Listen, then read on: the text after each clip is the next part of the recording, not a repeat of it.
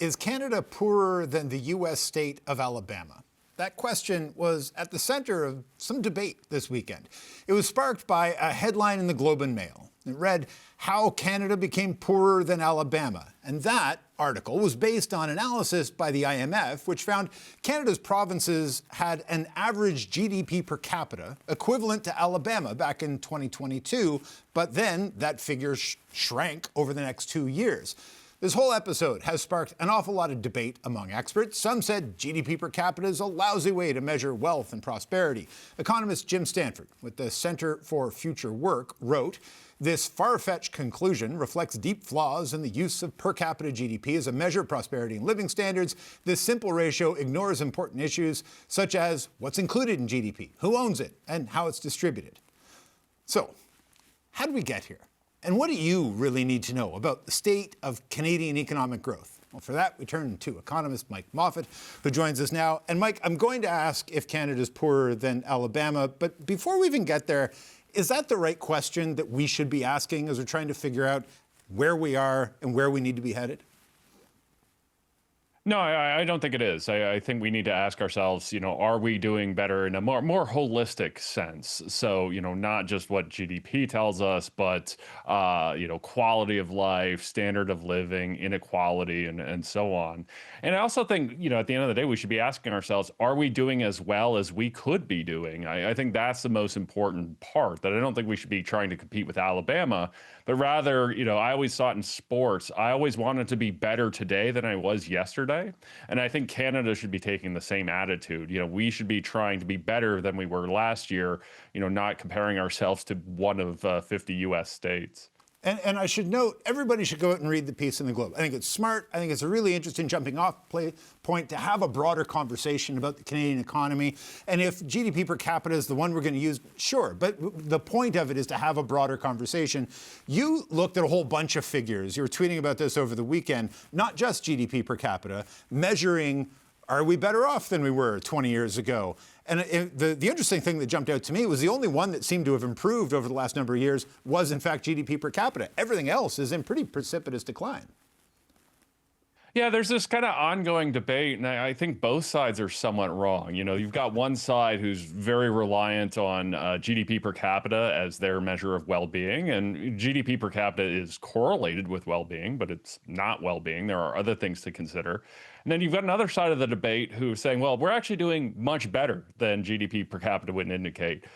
I've kind of taken the other approach and saying, well, actually not so fast. So GDP per capita, we're doing pretty well in, but other indicators such as wealth and income inequality, deaths of despair, and so on, we tend to actually be below the average of kind of Western economies. So, I looked at the UN Human Development Index, which takes into account a variety of different factors. Back in the 1990s, we were consistently in the top 3.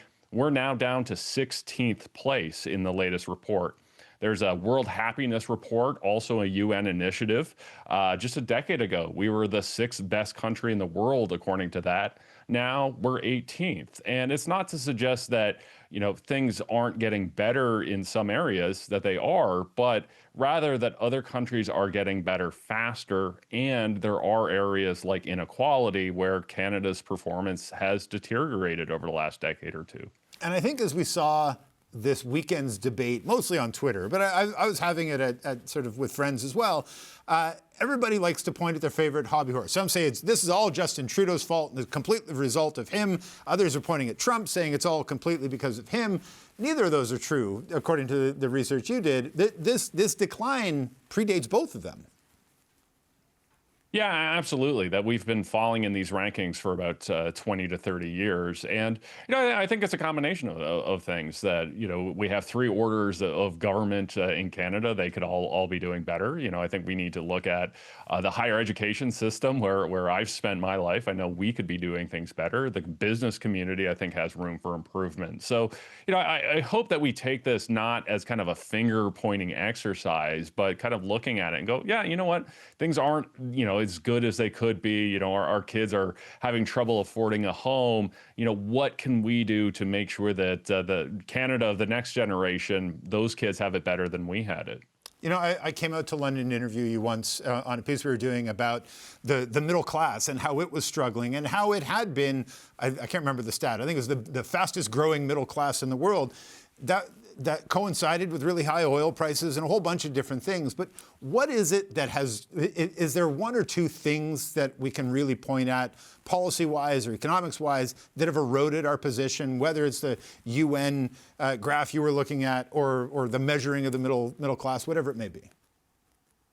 Well, that's a nice thing. You and I have talked for decades, and I don't have to change my talking points. You know, this has been an issue for a while. I think a lot of it, to be honest, is we often get in our own way. You know, whether or not that's infrastructure projects, building housing, and a lot of that is well-intentioned rules and regulations, but we don't spend the time to go back, look at what worked, what didn't, and reform things. We've just kind of put layer on layer. So, I do think that has a lot to do with it. And there are factors that are out of our control. Like Canada historically had been a big manufacturing powerhouse. And that competition we've had, particularly from China, that's made areas like southwestern Ontario and my hometown of London struggle. And that's not isolated to Canada. You see the same in Germany and France and other manufacturing powerhouses that they've really had trouble competing with China.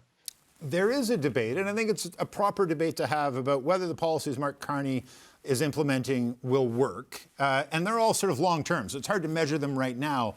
Do you think in this moment what response we've seen in the last year or so in terms of trying to, get back to building things and get back to growing the middle class and get back to getting investment into key sectors in Canada, do you think they're trying to address at least the right questions?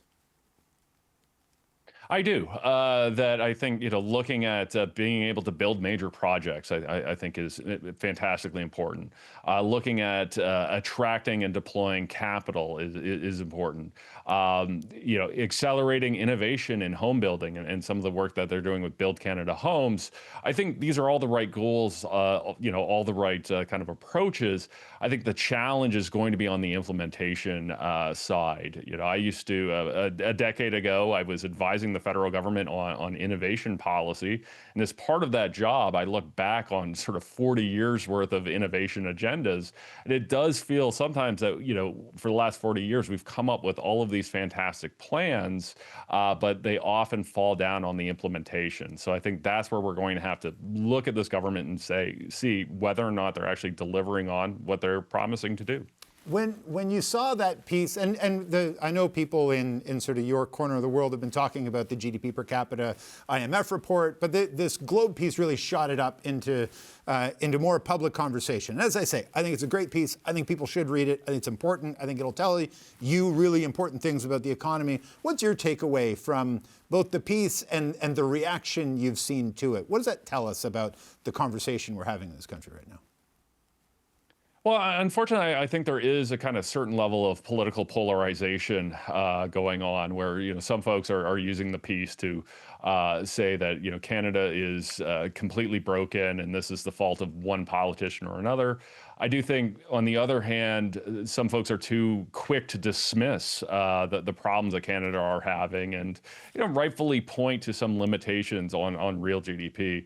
And I actually found the piece really interesting about not just what it taught about Canada, but actually what it taught us about Alabama. That I think part of why Canadians struggle with this comparison is we have some out-of-date beliefs of, what Alabama is like. We might have watched the Dukes of Hazzard 40 years ago and kind of have that kind of thing in our minds where, they've done a lot of good things down there. Now, they still have a lot of problems with inequality, with infant mortality and so on, but there are a lot of good things going on down there. And, we do rely, I think, on outdated stereotypes sometimes.